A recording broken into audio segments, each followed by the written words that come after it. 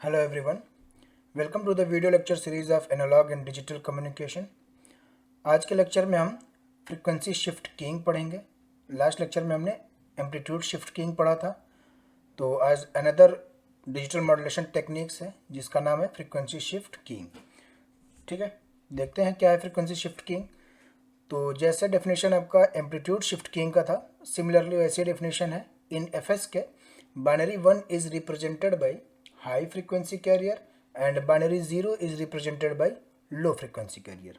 Alright, और जैसे ask में जो मैसेज सिग्नल हमारा था जो डिजिटल में होते हैं उनको एनकोडिंग जो करते हैं हम डिजिटल में, तो लाइन कोडिंग जो यूज़ करते हैं एएसके में वो होता है ऑन ऑफ सिग्नलिंग।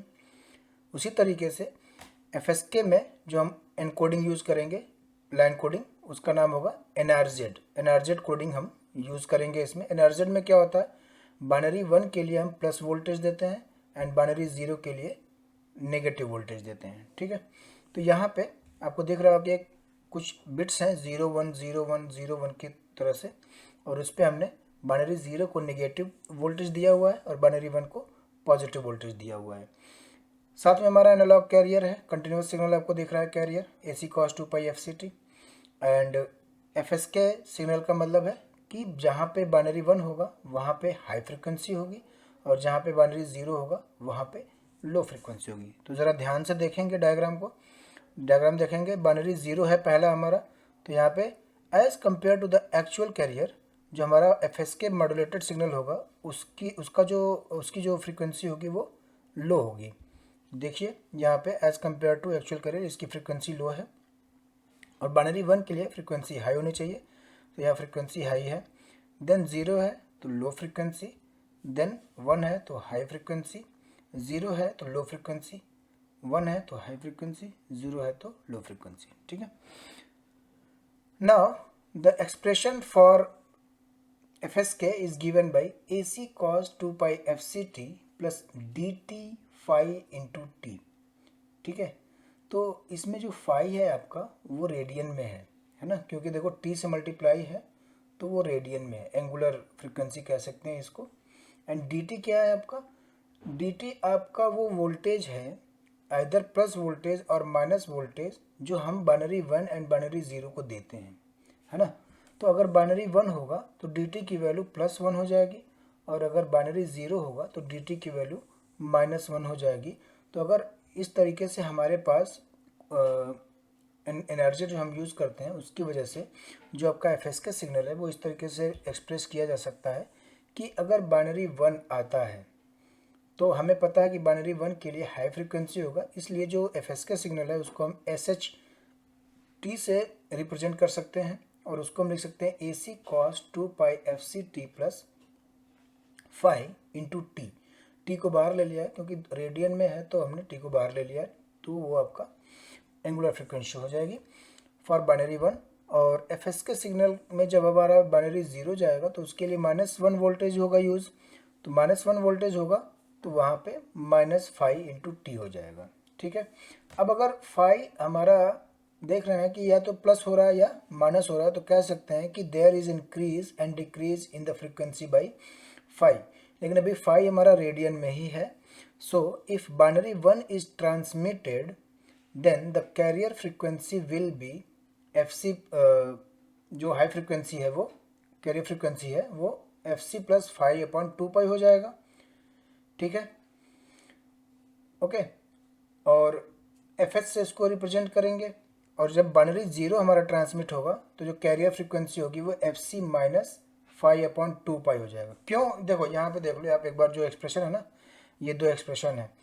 हमने फाई को रेडियन में क्यों लिया है, अगर आप चाहो तो बिना रेडियन के भी आप ले सकते हो, सिंपली कोई f ले लो, कोई दिक्कत नहीं है। लेकिन अगर आप f लेते हो तो 2π को बाहर कर लो, है ना, 2π in bracket FC plus f, 2π in bracket FC minus f, कोई इशू नहीं है। ठीक है, फाई ले लिया है रेडियन में क्योंकि स्टैंडर्ड बुक्स में ऐसे हैं तो हमें वही फॉलो करना चाहिए। अगर आप अपनी सहूलियत चाहते हैं तो आप f ले लो, कोई फ्रीक्वेंसी f, और उसको आप, बट करना ये पड़ेगा आपको कि जो यहाँ पे 2π है उसको ब्रैकेट में ले लेंगे, FC प्लस f हो जाएगा और FC माइनस f हो जाएगा। FH and FL। क्लियर है? आप अपने सॉल्यूशन से हिसाब से कर सकते हैं, ऐसा कोई हार्ड एंड फास्ट रूल नहीं है कि फाई ही लेना है और FC प्लस फाई अपॉन 2 पाई करना है। बट क्या होता है कि जो आपके क्वेश्चंस आते हैं ना, चाहे वो गेट हो, चाहे IES हो, चाहे और भी कोई वो फाई मान के ही देते हैं, एंगुलर फ्रिक्वेंसी ही देते हैं, तो हमें वही फॉलो करना पड़ता है, हमें वही फॉलो करना चाहिए भी, क्योंकि जब आदत में ये चीज़ें रहेंगी तो हमें मिस्टेक्स होने के चांस बहुत कम होंगे। क्लियर है? क्योंकि जब एग्ज़ाम में हमारे उसी पैटर्न से हो रहे हैं कि फाइव मान के दे रहा है क्वेश्चन, तो आपको फाइव ही लेना चाहिए और आदत इसकी ही बनानी चाहिए कि जो FC प्लस फाइव अपॉन 2 पाई होगा और FC माइनस फाइव अपॉन 2 पाई होगा। क्लियर है? कन्फ्यूजन नहीं होना चाहिए आपको, आपके ऊपर है। अगर आप इतना मैनेज कर लेते हैं कि अगर क्वेश्चन आता है फाइव में तो आप उसको FC में कैसे कन्वर्ट कर लेंगे, तो you can free to do this. ठीक है? Okay, so if binary 1 is transmitted, carrier frequency will be FC plus 5 upon 2 pi, or it is represented by FH, high frequency. And if binary 0 is transmitted, then the carrier frequency will be FC minus 5 upon 2 pi, or it is represented by FL, low frequency. Okay, so FH is equal to FC plus 5 upon 2 pi and FL is equal to FC minus 5 upon 2 pi. ये आपका जो हमारा modulated FSK है उसके लिए high frequency और low frequency का expression है, या कह सकते हैं यही आपका हाई फ्रिक्वेंसी होता है और यही आपका लो फ्रिक्वेंसी होता है, FC माइनस 5 अपॉन 2 पाई। ठीक है? Now generation of FSK signal. तो जनरेशन में अगेन हम इसको रिवाइज करेंगे कि जनरेशन में हम जो लाइन कोडिंग यूज़ कर रहे हैं वो एनर्जेड है, और जनरेशन के लिए एक टेबल है आपके पास, उसको समझिए कि आपको ये याद रखना है। ठीक है? क्योंकि जनरेशन के लिए यह टेबल आपको याद होनी चाहिए, क्योंकि इसका एप्लीकेशन जो आप ब्लॉक डायग्राम देख रहे हो या सर्किट डायग्राम देख रहे हो उसमें यूज़ होगा, है ना? तो the block diagram of BFSK signal is shown in the following figure. Block diagram में क्या है, हम बाइनरी इनपुट देंगे, है ना, आइदर 1 और 0 बाइनरी इनपुट देंगे। सपोज 1 आता है आपका, तो 1 अगर आएगा, ध्यान से देखेंगे, पहले टेबल देख लेंगे, टेबल को समझा देता हूँ। BT का मतलब होता है आपके जो बाइनरी इनपुट्स हैं 1 और 0। 1 अगर होगा तो आपको पता है कि 1 के लिए एनर्जेड में क्या देते हैं, +1 वोल्ट। DT की वैल्यू है एनर्जेड में जो वोल्टेज देते हैं, तो 1 के लिए +1 वोल्ट और 0 के लिए -1 वोल्ट। एक PHT है, एक पैरामीटर है, इसको हम PHT कहेंगे। ये आपका +1 वोल्ट होगा 1 के लिए और 0 के लिए 0 वोल्ट होगा, और PLT जो है बाइनरी 1 के लिए 0 वोल्ट होगा और 0 के लिए +1 वोल्ट होगा। ये जो टेबल है वो यहाँ से एक्चुअली निकल के आई है। हम ये कहते हैं कि हम इस टेबल का एप्लीकेशन यहाँ करते हैं, बट ये जो टेबल निकल के है वो इस डायग्राम से निकल के आई है। ठीक है? Okay, so suppose binary 1 transmit हो रहा है, तो बाइनरी 1 से FSK सिग्नल यहाँ पे जो आना चाहिए वो हाई फ्रिक्वेंसी वाला आना चाहिए। तो बाइनरी 1 ट्रांसमिट हो रहा है यहाँ पे, तो अगर यहाँ पे बाइनरी 1 जा रहा है तो हम जो मल्टीप्लिकेशन कर रहे हैं वो PHT multiplied by AC cos 2 pi FHT से कर रहे हैं। ठीक है? तो PHT बाइनरी 1 के लिए PHT क्या है, +1 वोल्ट, तो ये हो गया आपका AC cos 2 पाई FHT। और ये आपका 1 के लिए जो वोल्टेज है DT वो आपका क्या होगा, +1 वोल्ट होगा, तो +1 volt multiplied by AC cos 2 pi FHT, यहाँ पे क्या आएगा, AC cos 2 पाई FHT। अब वही बाइनरी 1 यहाँ पे भी आ रहा है, देखेंगे, क्योंकि बाइनरी 1 अगर यहाँ पे आता है तो DT क्या होगा, उसके लिए +1 वोल्ट ही रहेगा। लेकिन PLT बाइनरी 1 के लिए PLT क्या है, 0 है, तो यहाँ पे जो मल्टीप्लिकेशन है वो 0 से हो रहा है, तो 1 वोल्ट का मल्टीप्लिकेशन 0 से होगा तो 0 आएगा। तो जब बाइनरी 1 ट्रांसमिट होगा तो अल्टीमेटली हमारा जो FSK सिग्नल होगा वो AC cos 2 पाई FHT ही आएगा। क्लियर है? अब बाइनरी 0 के लिए चेक कर लेते हैं। बाइनरी 0 के लिए जो DT है वो है -1, तो सपोज -1 ऊपर की तरफ जा रहा है जो मल्टीप्लायर है, -1 वोल्ट, और PHT की वैल्यू बाइनरी 0 के लिए 0 है, तो -1 वोल्ट 0 से मल्टीप्लाई होगा तो आउटपुट 0 आएगा यहाँ पे ऊपर वाले मल्टीप्लायर से।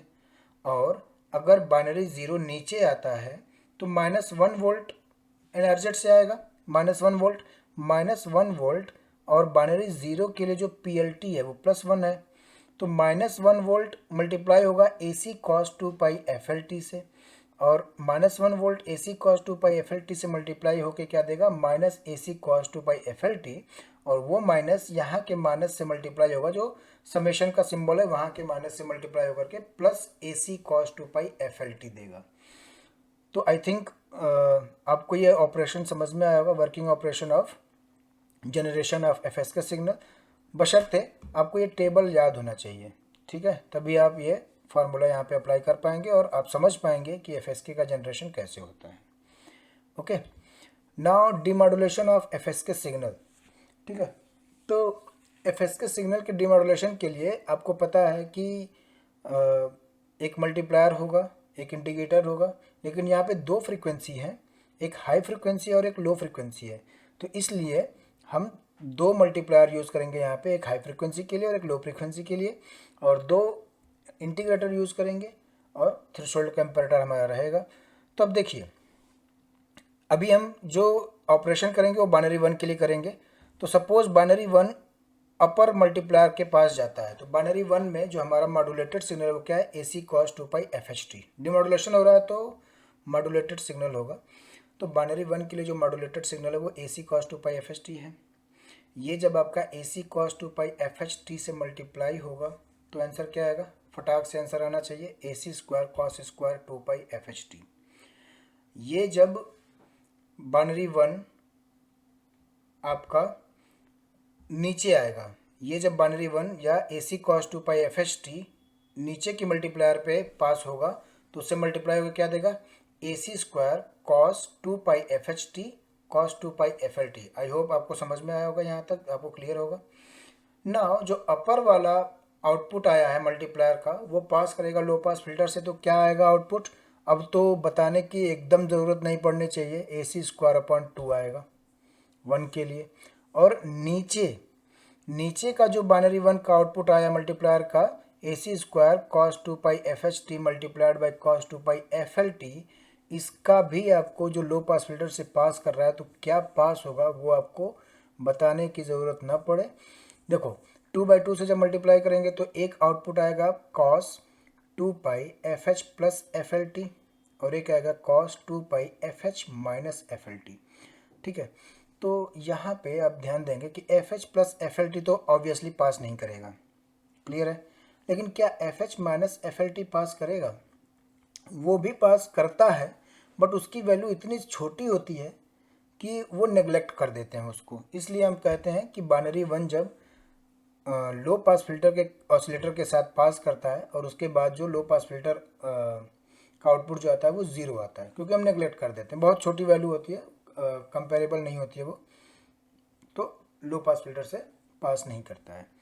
अब ये जो दोनों 1 के लिए वैल्यूज़ आई हैं, AC स्क्वायर अपॉन 2 और 1 के लिए 0, वो जब समेशन पे जाएंगे तो एक प्लस और एक माइनस है, तो AC square 2 minus 0 is nothing but AC square upon 2। Now अब देखेंगे बाइनरी 0 के लिए, तो बाइनरी 0 के लिए अब देखेंगे तो एक बार जब बाइनरी 0 ऊपर जाएगा तो उसकी जो वैल्यू आएगी वो AC square cos 2 pi FHT cos 2 pi FLT आएगा, और नीचे अगर बाइनरी 0 जा रहा है AC cos 2 पाई FLT तो AC square cos square 2 pi FLT। ऊपर वाले लो पास फिल्टर से जब 0 की वैल्यू पास करेगी तो वो आएगा 0 सिमिलरली, और नीचे जब AC square cos square 2 pi FLT पास करेगा तो उसकी वैल्यू आएगी AC स्क्वायर अपॉन 2, और अगेन यहाँ पे जब आप दोनों को देखेंगे तो आएगा आपका 0 minus AC square upon 2 is nothing but minus AC square upon 2। तो फाइनली जो आपका समेशन का आउटपुट है वो 1 के लिए AC स्क्वायर अपॉन 2 है और 0 के लिए माइनस AC स्क्वायर अपॉन 2 है। अब आप क्लियरली बता सकते हैं कि थ्रेशोल्ड वोल्टेज क्या होगा, 0 होगा, क्योंकि दोनों का एवरेज थ्रेशोल्ड वोल्टेज 0 होगा। और ऑब्वियसली जो थ्रेशोल्ड कंपैरेटर है वो आउटपुट किस बेसिस पे देता है, अगर इनपुट वोल्टेज आपका थ्रेशोल्ड वोल्टेज से ज़्यादा है तो 1, और इनपुट वोल्टेज अगर थ्रेशोल्ड वोल्टेज से कम है तो 0। ठीक है, ट्रांसमिशन बैंडविड्थ, तो ट्रांसमिशन ऑफ 1, तो सिमिलरली जैसे हमने ASK में किया था, इसको हम देखेंगे यहाँ पे 1/TB और -1/TB होगा फूरियर ट्रांसफॉर्म, और मॉड्यूलेशन के बाद FH AC cos 2 pi FHT हो जाता है, तो ये आपका होगा एफ एच माइनस 1/TB और एफ एच प्लस 1/TB। अभी हम यहाँ पे डिसाइड नहीं कर सकते कि एफ एस के की टोटल ट्रांसमिशन बैंडविड्थ क्या है। अगर आपसे कोई पूछे कि 1 को ट्रांसमिशन के लिए कितना चाहिए, तो आप यहाँ से बता सकते हो कि 2/TB चाहिए, 2 RB चाहिए। लेकिन एफ एस को कितना चाहिए अभी हम नहीं बता सकते। क्यों? क्योंकि ज़ीरो भी है अभी। तो transmission of zero, Fourier transform इस तरीके से आएगा, आपको देख रहे हैं।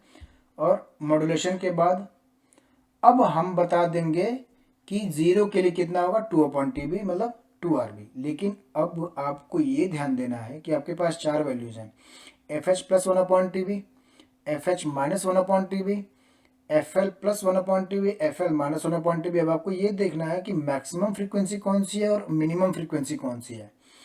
तो अगर आप नहीं कंपेयर कर पाते हैं तो जस्ट एक बहुत ही ईजी वे है। एफ एच को आप मान लीजिए 10 किलो हर्ट्स या 10 हर्ट्स, एफ एल को मान लीजिए 8 हर्ट्स और 1/TB को मान लीजिए 2 हर्ट्स। और आप चारों वैल्यूज कैलकुलेट कर लेंगे तो आपको पता चल जाएगा कि मिनिमम फ्रीक्वेंसी कौन सी है और मैक्सिमम फ्रीक्वेंसी कौन सी है। तो यहाँ पे आपको देखेंगे एफ एच प्लस 1/TB जो आपका मैक्सिमम फ्रीक्वेंसी होगा, और minimum frequency F L minus 1/TB, दोनों का डिफरेंस लेंगे तो आउटपुट आएगा F H minus F L plus 2/TB। और जो फाइनल आंसर है वो आपका F H minus F L plus 2 RB। तो ए एस के की बैंडविड्थ कितनी थी 2 RB, और एफ एस के की बैंडविड्थ है F H minus F L plus 2 RB। That means 2 RB से ज़्यादा है, मतलब बैंडविड्थ के मामले में एफ एस के को कंसीडर नहीं करेंगे। एफ एस के को कंसीडर बैंडविड्थ के मामले में कंसीडर नहीं करेंगे, ये बेकार हो गया as compare to A S K. F S K needs high channel bandwidth requirement compare to A S K and P S K. तो आगे हम देखेंगे कि पी एस के कितना चैनल बैंडविड्थ रिक्वायरमेंट लेता है। फिलहाल अभी हमने ये देखा कि एफ एस के ए एस के से तो ज़्यादा लेता है, कितना F H minus F L. Energy per bit निकालने का भी जो प्रोसीजर वो सेम है, आपके एस के की तरह ही है। S1T क्या है ट्रांसमिशन ऑफ 1 के लिए, S1T क्या है याद होना चाहिए, AC cos 2 पाई FHT। इसमें पुट करेंगे इस तरीके से, AC square cos square 2 pi FHT आएगा। देन अगेन हम इसको 1 प्लस कॉस 4 पाई FHT में सॉल्व कर लेंगे। अगेन इसको ओपन कर लेंगे और अगेन हमने बताया था कि ये वैल्यू 0 हो जाती है due to the periodic. And now the energy per bit for transmission of 1 AC square TB/2। इसीलिए मैंने बोला था जब ASK की निकाल रहा था कि आपको ये रट जाना चाहिए, AC square TB/2 energy per bit की वैल्यू होती है। Now transmission of zero, transmission of zero के लिए S2T की वैल्यू क्या होगी, AC cos 2 pi FLT। Put करेंगे AC square cos square 2 pi FLT। Again वही प्रोसीजर 1 प्लस कॉस 4 पाई FLT। ओपन कर लेंगे, इसकी वैल्यू 0 हो जाएगी and again AC square TB/2। तो transmission of 1 AC square TB/2, transmission of 0 AC square TB/2 joule. तो यहाँ पे देखेंगे कि transmission energy requirement for PSK and FSK will be same. और ASK में क्या था, सिर्फ 1 के लिए था AC स्क्वायर TB/2, 0 के लिए तो था ही नहीं। ठीक है, अब आता है आपका कॉन्स्टलेशन डायग्राम। तो मुझे बहुत एलाबोरेट करने की ज़रूरत यहाँ पे नहीं है क्योंकि ASK के लिए हमने बहुत अच्छे से देखा था। तो मैं डायरेक्टली यहाँ पे बाइनरी 1 जो आपका है FSK के लिए वो S1T से रिप्रेजेंट होता है, और वो क्या है AC cos 2 पाई FHT। और AC को हम लिख सकते हैं √2 EB/TB cos 2 पाई FHT। और √EB को हमने बाहर कर लिया क्योंकि √2/TB cos 2 पाई FHT है normalized function, unit normalized function. Similarly √EB/2 √TB cos 2 pi FLT में √2/TB cos 2 पाई FLT आपका यूनिट नॉर्मलाइज्ड फंक्शन है।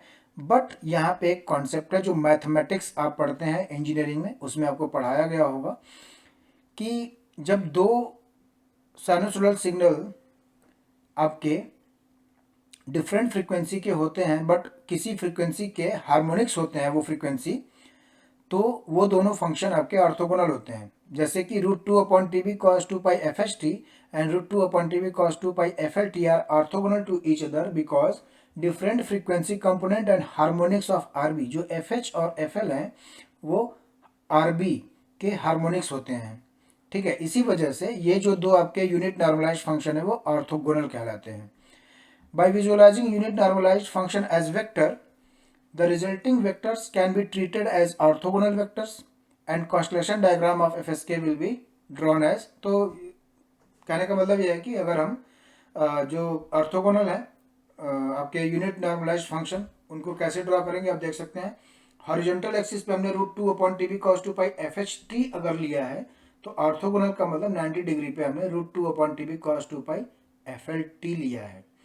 और जो पढ़ने का तरीका बताया था वो सबसे फर्स्ट लाइन में देखेंगे, √EB is the magnitude of S1T along √2/TB cos 2π FHT। तो उसी के हिसाब से हमने यहाँ पे S1T की जो मैग्नीट्यूड है वो √EB पुट कर दी है। उसी तरीके से पढ़ेंगे, √EB is the magnitude of S2T along √2/TB cos 2π FLT, और √2/TB cos 2π FLT is the orthogonal to this one. सो हमने 90 डिग्री पे इस एक्सिस को ले लिया है और यहाँ पे S2T की वैल्यू को √EB कर दिया है। अब ऑब्जर्वेशन देखेंगे, तो distance of S1T from origin कितना है, √EB दिख रहा है आपको। Distance of S2T from origin √EB, and distance between the signalling point D12 is, Pythagoras theorem लग जाएगा यहाँ पे, √2EB।